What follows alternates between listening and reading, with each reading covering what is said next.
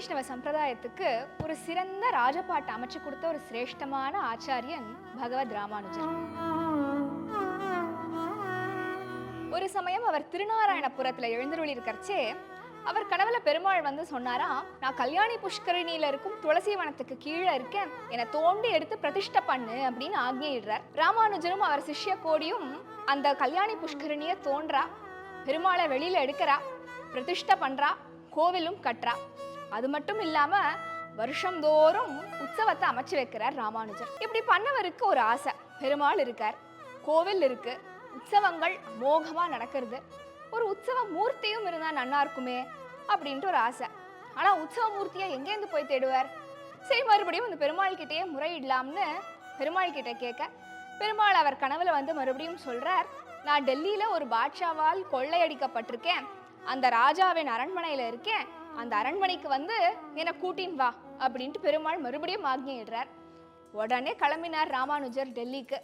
அங்க போய் பாட்ஷா கிட்ட சொல்றார், எங்க பெருமாளை நீங்க கொள்ளையடிச்சு வச்சிருக்கலாமே, எங்க பெருமாளை மறுபடியும் திருப்பி எங்க கிட்ட கொடுங்கோ அப்படின்ட்டு ராமானுஜர் கேட்க, அந்த ராஜா சொல்லிட்டார், ஓ பாருங்கோ, நான் கண்ணில் படுற அத்தனை பெருமாளையும் கொள்ளையடிச்சுன்னு வந்துடுவேன், அத்தனை விக்கிரகத்தையும் திருடின்னு வந்துடுவேன், இதுல எது உங்க பெருமாள்லாம் எனக்கு தெரியாது, நீங்களே பார்த்து கண்டுபிடிச்சுக்கோங்க அப்படின்ட்டு ராமானுஜர் கிட்ட சொல்ல, ராமானுஜரும் ஒரு பெருமாளா போய் பார்த்துட்டே வரார். இந்த பெருமாளா இந்த பெருமாளான்னு பார்க்கிறார். ஆனால் எதுவுமே அவர் கனவுல வந்த பெருமாள் இல்லை. மறுபடியும் ராஜா கிட்ட போய் சொல்றார், எனக்கு கனவுல வந்த பெருமாள் இங்க இல்லையே, வேற எங்கேயாவது வச்சிருக்கேளா அப்படின்ட்டு ராஜா கிட்ட கேட்க, ராஜா சொல்லிட்டார், இங்க இல்லைன்னா என் பொண்ணு ஏதாவது பொம்மையா வச்சுன்னு விளையாடின்னு இருப்பா அப்படின்னு ராஜா சொல்ல, ராமானுஜருக்கு ஒரே சங்கடம், என்ன பண்றதுன்னு தெரியல. அப்ப ராஜா சொல்றாரா நக்கலா, உங்க பெருமாள்னு சொல்றேளே, நீங்க கூப்பிட்டா அந்த பெருமாள் ஓடி வந்துருவாரா? என் பொண்ணு வச்சுன்றதா, அது என் பொண்ணுக்கு தான் சொந்தம், உங்கள்கிட்டலாம் வாங்கி கொடுக்க முடியாது, சரி நீங்க கூப்பிடுங்கோ, உங்க பெருமாள் உங்கள்கிட்ட வந்தா நீங்க எடுத்துன்னு போங்கன்னு நக்கலா பேசினாராம்.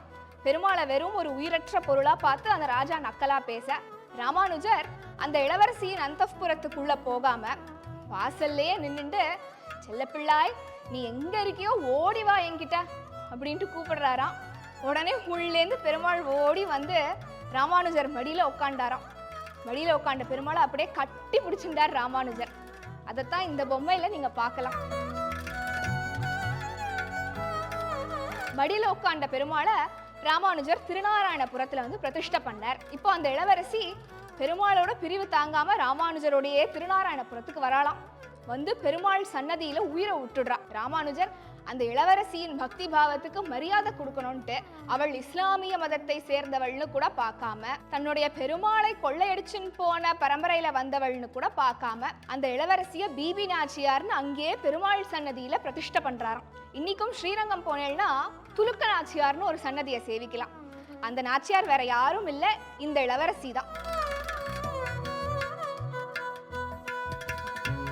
ராமானுஜர் மடியில வந்து இந்த செல்லப்பிள்ளை பெருமாள் உட்காண்டாரோனோ, அவர் ஆக்சுவலி வாஸ்தவத்துல யாருன்னா திரேதா யுகத்துல ராமனால் பூஜிக்கப்பட்ட பெருமாள். அவருக்கு பேர் ராமப்பிரியன். ராமப்பிரியனா இருந்த பெருமாள் ராமானுஜர் காலத்துக்கு அப்புறம் ராமானுஜ பிரியனா மாறிட்டார், யதிராஜ சம்பத்குமாரனா மாறிட்டார்.